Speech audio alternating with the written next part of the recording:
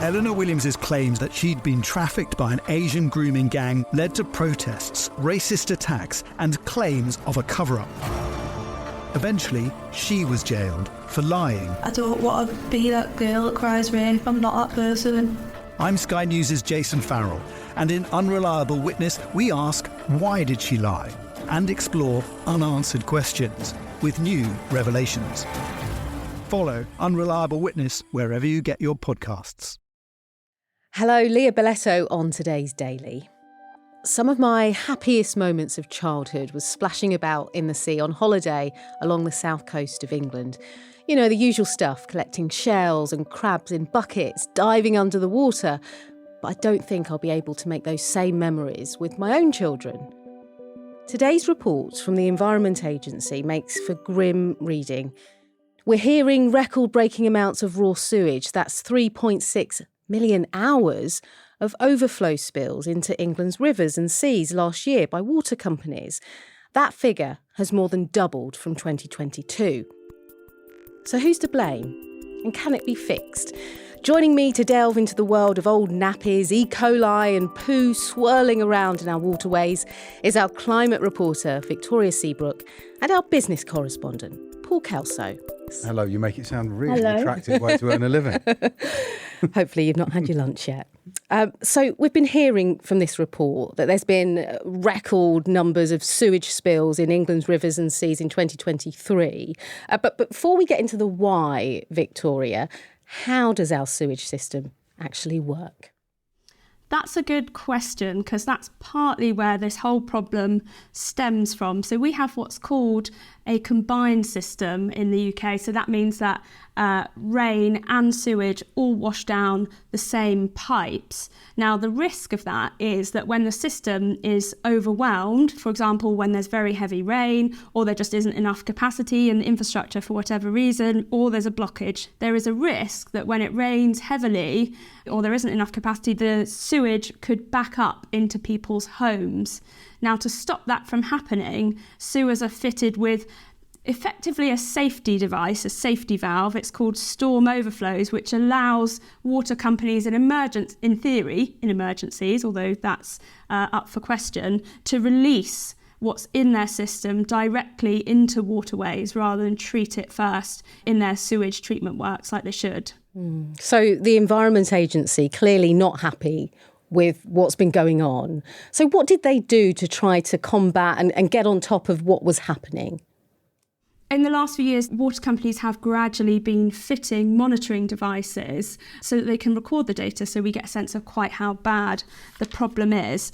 And we know from this, now that every single one of these is now monitored, 100% of them, we now know that it's the worst on record, although the government says, well, because they weren't fully monitored in the past, you know, we can't say that for sure, but the numbers are certainly suggesting that. So we now have all of this data. We have a true sense of really quite how bad the problem is. And it's been a huge rise, hasn't it? Yes, absolutely. So there's two key figures I want to pull out from the data here. So first of all, the number of spills. So that's the number of times that this has happened last year in 2023. That increased 54%. So up from 300,000 in 2022 to about 460,000 last year. So an increase of 54% in the number of spills. And if you think that that sounds bad, just want to talk about the number of hours, which you mentioned earlier. And this gives a better idea of actually the volume that's being released, dumped into the waterways. That has more than doubled to 3.6 million hours last year. That's astonishing. What does that actually mean in real terms? So it means an awful lot of sewage and rainwater untreated going directly into our waterways. All of this is supposed to be treated. You know, remember, it's not just human waste, which is pretty gross. It's everything else that comes out with it. So that can be drugs, whether legal or illegal. Scientists are finding traces of hormones from the contraceptive pill, antidepressants, and cocaine, which are getting into the water and then getting into fish and eels, marine life as well. So hang on a second, cocaine in our fish? Yeah, I've been looking into this. Different species react in different ways. So some species, when they've had ingested cocaine, become extremely active, while others become much less active. But in any case, it's just another pressure on our waterways, along with farming as well. And it's not just bad for wildlife, it's bad for our health as well. Campaigners today released some data about high levels of E. coli found in the Thames, in the stretch of Thames, where there will be the famous boat race. So not good for humans either. And lots of our bathing spots over the course of the last few years have been marked not safe because of this. So, Victoria, water companies, they're partly blaming all of this headache on rainfall. Is that fair enough? Well, it has been really wet. 2023 was the sixth wettest on record for England. That does make all of this harder. Climate change is not expected to help.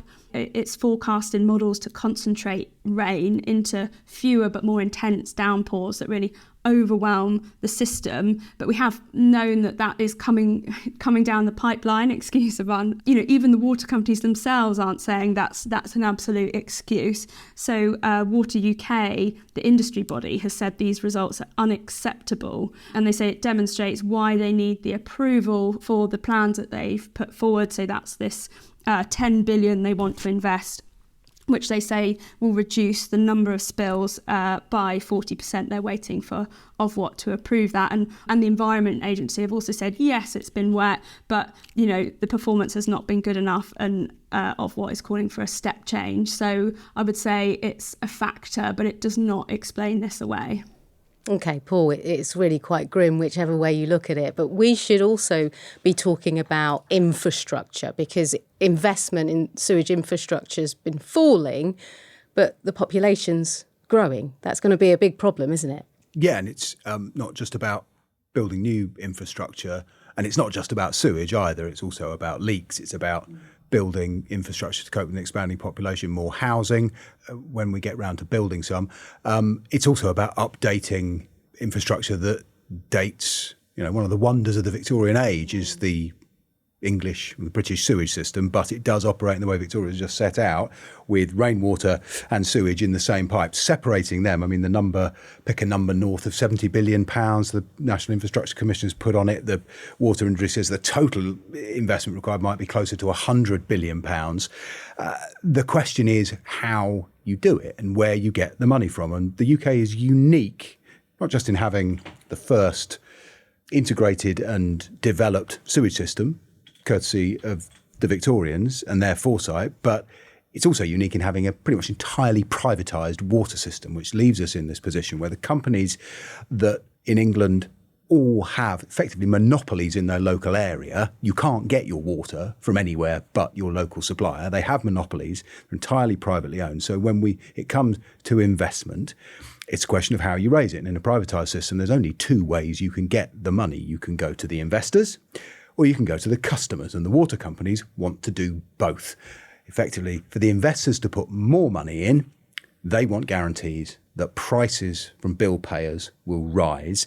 They also want guarantees that fines and the penalties from regulators for the kind of stuff we're talking about, tipping sewage straight into our waterways, aren't too high. The balance here is how you give the water companies enough to invest, some might say do their jobs, without putting bills up too much that customers can't bear and without scaring them off. And the most obvious and the clearest example of this is Thames Water, which is in a parlour state and in the next few months faces a couple of key moments around exactly this question about how you balance the public need for a water system with the demands of the private investors we rely on. And this takes us from mucky water into some pretty murky waters of high finance, and how we produce a water system in this country with this unique privatised model. What's your sense? You know this industry well. A lot of pressure on the industry to get it right, do you feel? There's pressure on the industry, but I'd say there's more pressure actually on regulator and government to get this right. The piece I left out there is the biggest, almost as offensive to people as turds floating upstream, is the amount of money that shareholders have taken out in dividends since 1990. When the water industry was privatised, the Thatcher government that did it, left it debt-free. There was zero debt. Since then, It's racked up around £60 billion in debt. In total, the estimate is that £53 billion has been taken out in dividends.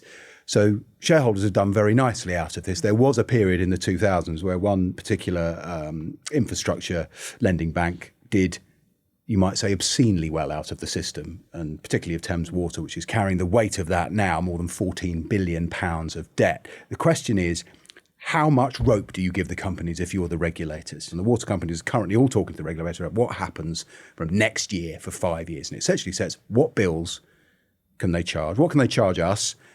And what are they going to do in return, infrastructure-wise?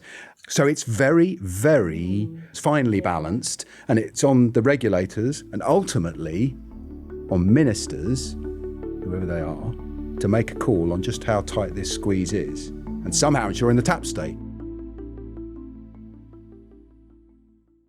Welcome back. So you, the customer, might be listening to this at home thinking, well, I've got my electricity bills, council tax, mortgage, everything is costing more at the moment. Is my water bill going to go up too? Paul, someone has to bear the brunt of this. Do you think customers will pay the heavy price in the long term? Unquestionably. It should be said, we're talking about the cost of living squeeze, at the very least, that we've all been through for the last 2 years. People will, if they notice, their water bill hasn't been facing anything like the increases that energy bills particularly have. You know, the focus of regulation, the focus of political pressure in the water industry since privatisation has been about keeping prices down for consumers. The night, remember when this happened, nobody's talked about sewage. People didn't go wild swimming. There was not if they did, they didn't talk about it. Didn't have any political salience. Water quality, it nudged up. Beach quality we cared about. I think it was in lockdown, wasn't it, where people were really appreciating being outside, that absolutely going for may that well be the case. hour walk and appreciating it. Indeed, but the whole focus of regulation was on price. And your water bill is pretty similar to, I can't give you the number, no, of course. But it's when it arrives, sometimes it comes every 6 months and it can look like a hefty one, but it hasn't really changed. I mean, Thames Water are asking for an increase of 40%.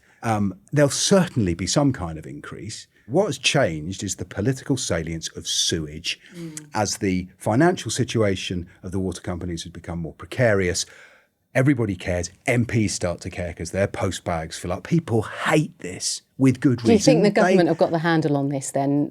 They're on borrowed time, perhaps some people will say, but they got a handle on this? Yeah, well, it's a regulated industry, so it's easy to say, well, let the regulator deal with it. I mean, I think we've had the water minister speak today. We certainly haven't seen the Secretary of State for Environment out front. I'm once struck by one today that Victoria might have a view on, but, you know, this might be the best opportunity Ofwat and the Environment Agency have all year to address public concern about water quality. And so far, we've seen a press release that didn't even mention the number of hours doubling to 3.6 million of sewage outflow, and one interview for all the broadcasters via Zoom with the head of water at the Environment Agency. Look, it doesn't feel to me like they are out on the front foot making the case for clean water, holding the companies to account and informing the public. Paul, in terms of numbers, and I'm thinking about the credible numbers of investment, the money that's being pumped in to try and tackle this. Are you impressed by it? Have you seen the numbers? There's total agreement right across the board that more needs to be done. The water industry agrees more to be done. And you go and speak to the big companies, and I have been speaking to them, speaking to Thames particularly. Do they care? When you speak to them, do you get a sense that they're either worried or want to do something different? They do. What they want to talk about is what they are doing. So there's the super sewer being built in London. There is massive amounts.